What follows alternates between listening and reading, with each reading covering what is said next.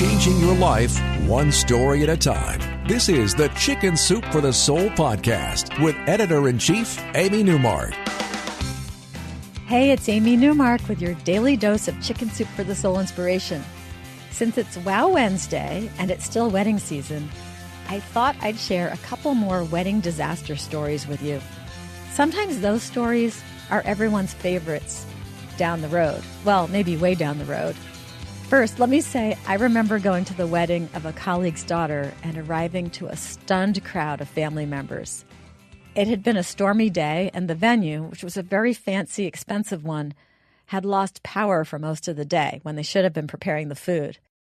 And then, right before the ceremony, the bride had become sick, and she had thrown up all over her wedding dress. There was no time to find her anything else to wear, so she was getting married in the gray sweatpants and sweatshirt that she had worn to go there. So seriously, she walked down the aisle in a shapeless gray sweatsuit with her pretty white veil on her head. Now, the two stories I'm going to share with you today were published in Chicken Soup for the Soul, Here Comes the Bride. The first one is called Up in Flames. And yes, it's about things burning up. In this story, Jennifer Heeg tells us that the day before her wedding was April Fool's Day. So when she got a call at 7:10 a.m. saying there were 20-foot flames coming from the Magic Moments bridal shop, she figured, or at least hoped, that it was just a joke. But the friend who was calling wasn't joking. Jennifer's bridal gown and 3 of her bridesmaids' dresses were gone, a day before the wedding. Jennifer didn't know what to do. Should she cancel the wedding just because of the dresses? And then the phone rang again, and it was the other bridal shop in their town offering to help. And then another bridal shop in another nearby town called and offered to help. So things were looking up. And then Jennifer remembered something really good. She had tried on that same wedding gown at another bridal shop about an hour away some months before. Maybe they still had it. An hour later, that store opened.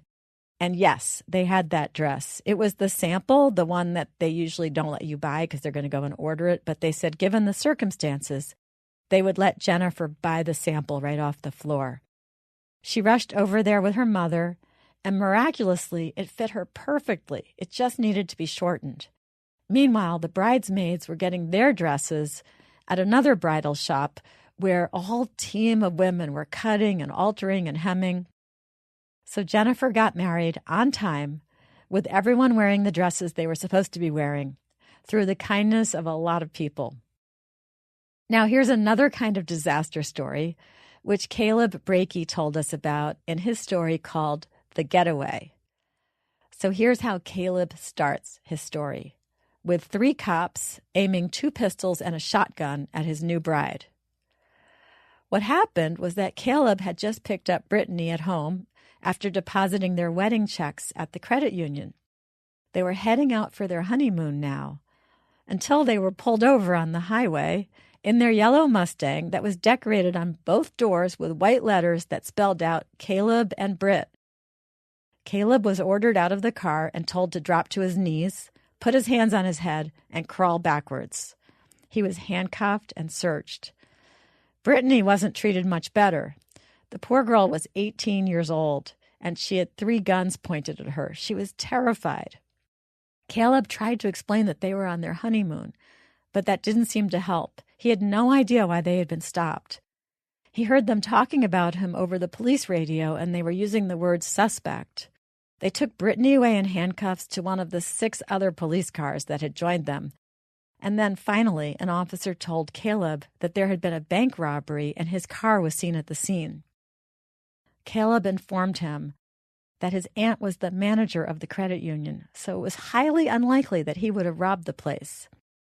And he explained that he was depositing his wedding checks, and he told the officer that the daughter of one of his fellow police officers had even been their flower girl at the wedding that had created the checks that Caleb had been depositing at his aunt's bank. But nothing helped, until finally a witness to the bank robbery was brought to the side of the highway to ID Caleb.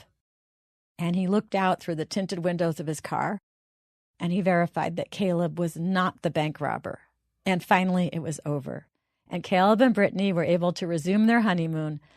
But before they did, they said to those police officers, "You're going to do something for us now." And they had a whole bunch of pictures taken of them starting their honeymoon with police cars in the background with flashing lights by the side of the highway. And now they have a story to tell. Because, as I said before, the best wedding stories are always about what went wrong. And I have my own. If you ask me about mine, I'll tell you all about how Bill and I flew right into a hurricane because we weren't paying attention to the news. And within 12 hours of arriving at our honeymoon destination, we were evacuated because of a huge hurricane. I'm Amy Newmark. Thanks for listening to the Chicken Soup for the Soul podcast today. Tomorrow is Thoughtful Thursday, and we're going to get serious because we're days away from the 15th anniversary of 9/11. So we're going to talk about unity, and we're going to recall how united we were back then with some stories from our new book about the spirit of America. Now, if you'd like to read more wedding disaster stories in Chicken Soup for the Soul, Here Comes the Bride, please go to our website, chickensoup.com.